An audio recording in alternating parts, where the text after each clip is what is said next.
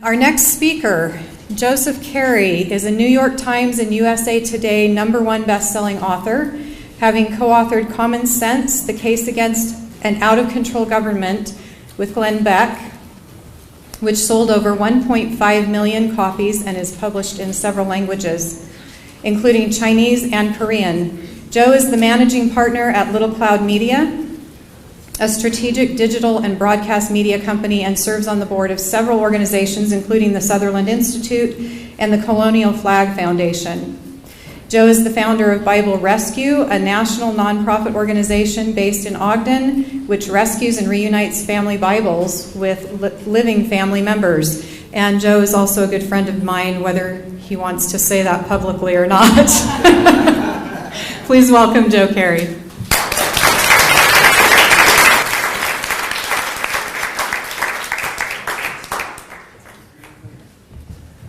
I mean, I'll admit it here, but I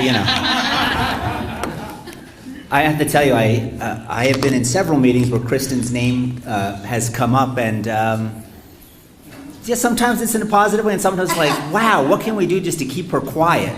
So I want to tell you, I really struggled with an opening for this meeting today, and went through a couple iterations, and I've scrapped those. After hearing Andy speak. He asked if there were any lawyers. I'm a lawyer. I didn't want to admit it. So I always thought it would degrade me a little bit before I spoke. So I didn't say anything. But how many of you are familiar with the case of Buck v. Bell? Just a couple? It's a Supreme Court case where the Supreme Court, I think it was unanimous, where the court held, and I wanted to get the language exactly right, Virginia had passed a compulsory sterilization for the unfit. Right now, you can decide what the unfit, who they are, but in this case, it were two individuals who were didn't function at optimal level, but they lived alone, they held jobs, they could raise kids. The state of Virginia didn't want them to have any more kids, and so they passed a law saying, if we, and who's we? The state. If we decide that you're unfit, you will not be permitted to have kids, and we will sterilize you. That case made its way to the United States Supreme Court, and in a unanimous decision, that Supreme Court held what? It was constitutional. That the state had a right to sterilize you if the state considered you unfit.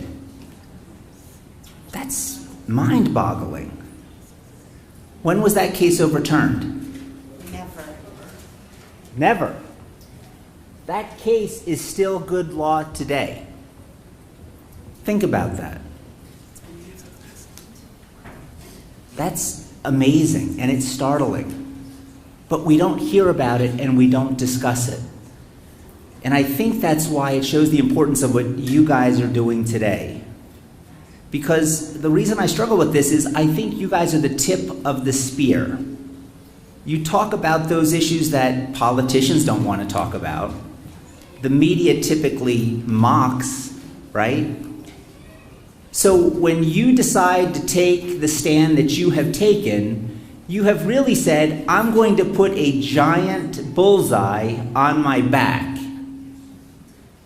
And then I'm going to take a weekend and I'm going to spend it getting educated about issues that are important to me. That's impressive. And I know it's not always easy. And I want to share just a quick experience.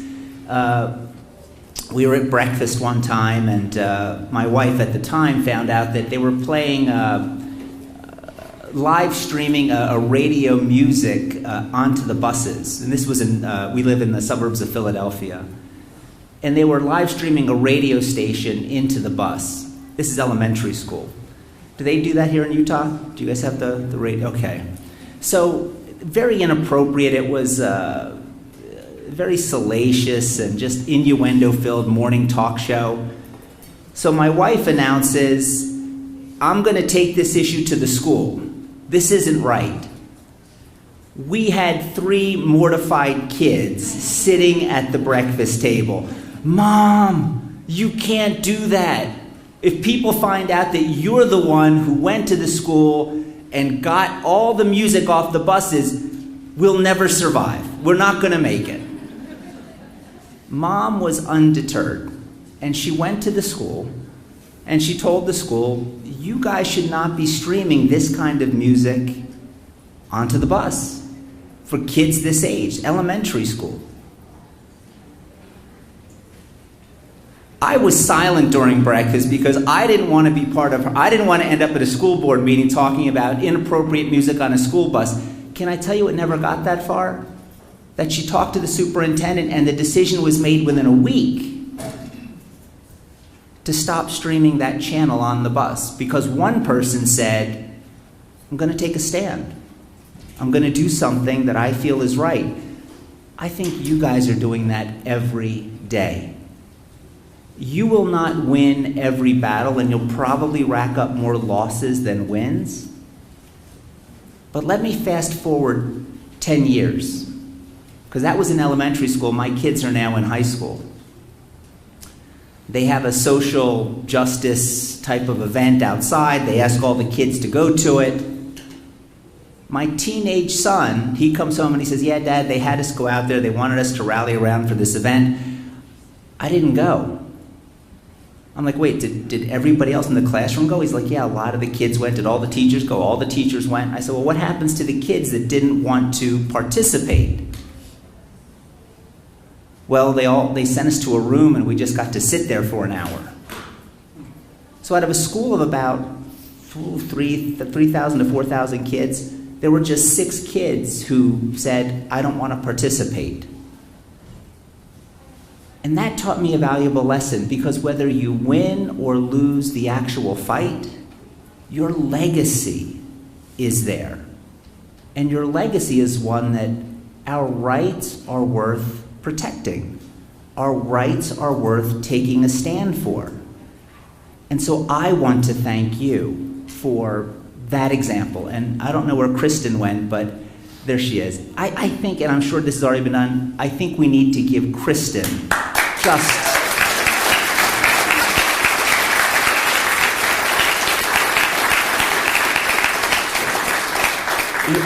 It cannot be easy to be the tip of the spear all the time. And that's what Kristen, who she is, it's what she does. I don't think she thinks about it. But that's powerful. So I wanted to say thank you to Kristen for this and for mobilizing the citizens of the state, because you really are. In Pennsylvania, they're still under lockdown. We still can't go into a restaurant and eat indoors. Masks are mandatory outside. You walk out your home, you've got to wear a mask. Now, why is that? It's because we don't have an equivalent of Kristen Chevret in Pennsylvania. We don't have this group of people in Pennsylvania. So when I say tip of the spear, that's you. My world is media, and I have to tell you something. If there's a crisis, there's 2 things government has to do, and this is the greatest irony of all, because we talk about masks, we talk about vaccines, we talk about hydroxychloroquine, but there's 2 things that are absolutely essential in any crisis, including a pandemic. And I've worked at Fox, I've worked at CNN, I've worked at The Blaze. Those 2 things are communication and respect. Without those 2 elements, you cannot effectively mobilize the citizens to do something. How many of you remember the Tylenol scandal where somebody was poisoning Tylenol? Remember that? And people were really thinking Johnson & Johnson could go under because of that, because everybody stopped buying Tylenol. And Johnson & Johnson really set the standard for how to address that crisis. And it's become the bright line dealing with any crisis, whether it's war, pandemic. And that crisis is you need to communicate, and you need to show respect for your customers, for your audience, for the people that have been impacted. So I just want to spend a few minutes talking about those 2 things and what that means. Because we have seen a failure, a massive failure to communicate on the part of government with us, the people. And I think part of that is born out of hubris. I think part of that is just, well, they're just the people. We make the decisions, and we've seen that, right? We've seen that level of hypocrisy, and we'll give some examples about that. But really what we see in this failure to communicate is just two big lies that I want to discuss. Because our whole pandemic response was built on a falsehood. And what was it? What was the very first thing? Government. And I don't care what state you're in, what did they tell us we needed to do? Right? You guys came up with a great slogan, crush the curve. Right? That was what we were told. Hey, if we just crush the curve, we can all go back to our... Well, my question today, 6 months later, is, have we crushed the curve? Yes. Now it's stopped the spread. Right, and now it's stopped the spread. But when government gets us to do something, right, and I think probably all of us, certainly many of us said, you know what, this is something we need to do. If it can free up hospital beds, if it's going to free up medication, if it's going to free up PPE for people, I can do this. I can participate. I can help crush the curve. But now it's turning out that we're still trying to crush the curve. And so government shifts the message, and now it's stopped the spread. The second big lie that government said or told us was that there was no cost associated with crushing the curve or stopping the spread. And so what government tells us is, look, you know, we have all these cases building up, we have all these hospitalizations, we have all these infections, we have all these deaths. And unless we limit your rights, unless we restrict your freedoms, these things will continue to go up. But there's another part of that ledger, right? In law, we have Lady Justice, right? And she's blindfolded, and what does she have in one hand? The scales of justice. What does she have in the other? That's right, the sword.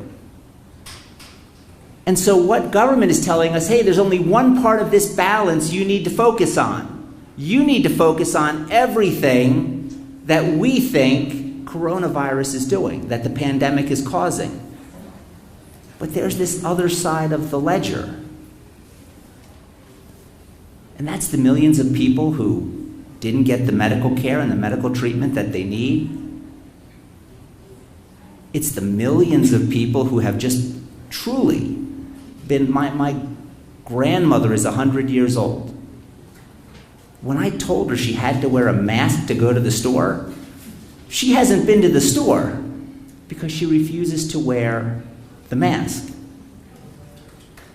Well, the one thing you don't know is she's from North Korea, so she's pretty tough. I mean, she's not going to wear the mask because she's been down that road. She sees where it leads. She's not buying into that narrative.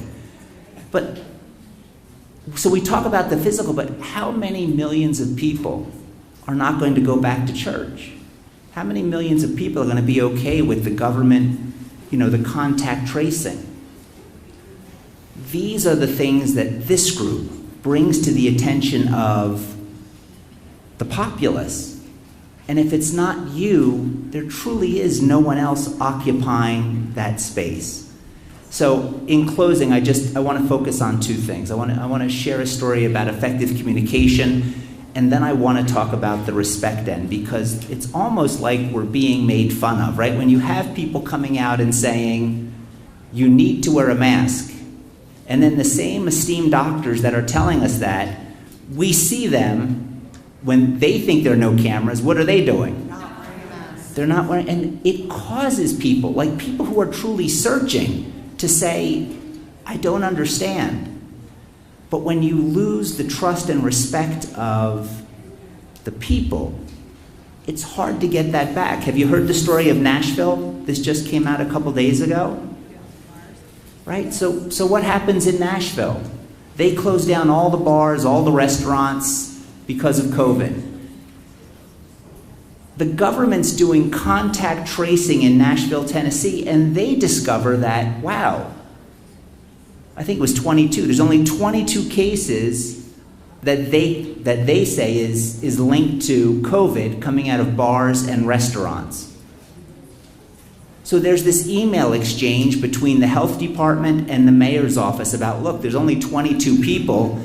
Do we really need to keep everything shut down in terms of the bars and restaurants? And what's the response from the mayor's office? Yeah, you know what, just keep this quiet. Let's keep the lockdown in place. Let's keep the bars, let's keep the restaurants closed. And then there are all these exchanges, well, is this really the best thing to do? I mean, we did tell the people we were doing this to stop the spread.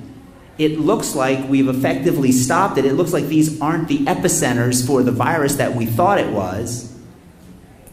And they continue to keep that lockdown in place.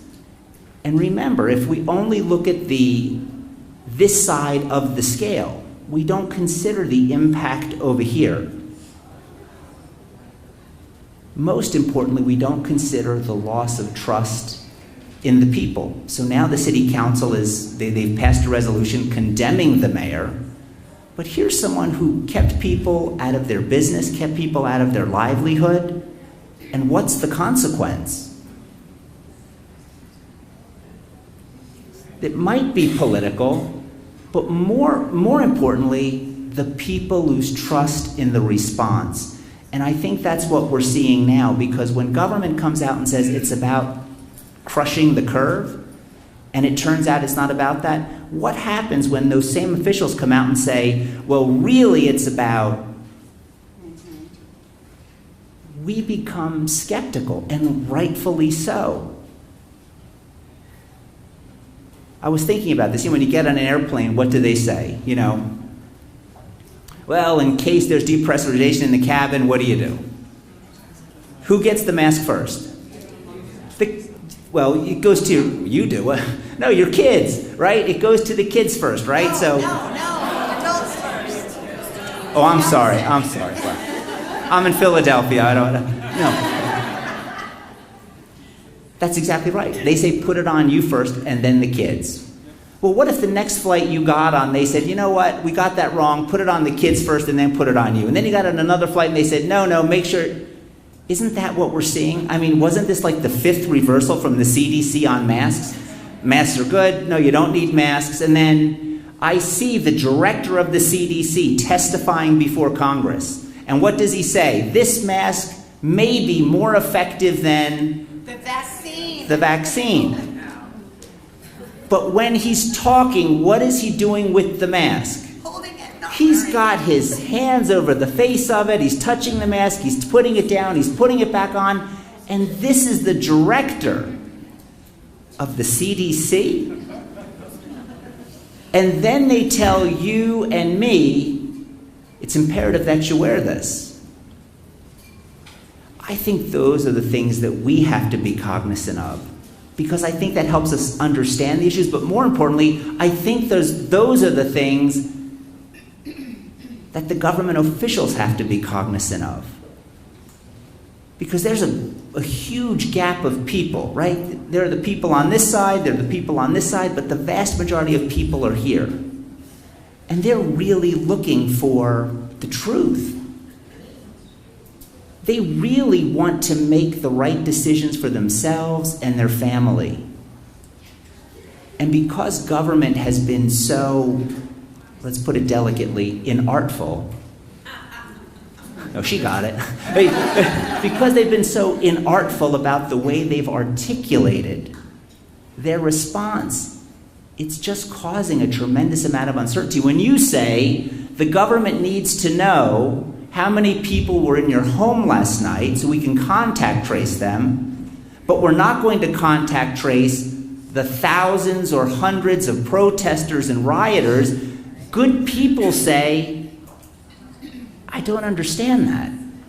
You mean contact tracing the 6 people that I had over for dinner is going to do more to stop the spread than the 1,000 people we had on South Temple last night? 4,000 people in the governor's gala. But I'm sure they were all wearing masks. No. In closing, because my time is up, let me just close with this. I want to say there is good news. And let me just do a quick show of hands here. How many of you have known somebody that has decided to homeschool their kids because of what's happening in the pandemic? Take a look around. Look around. That's staggering. And to me, that's good news. How many of you know somebody that has gotten involved more politically because of the pandemic? Those are good things. And I would urge you, because there's enough bad news to go around, focus on the positive. Because as long as we have people like Kristen and you leading and fighting this fight, one, I won't have to, no.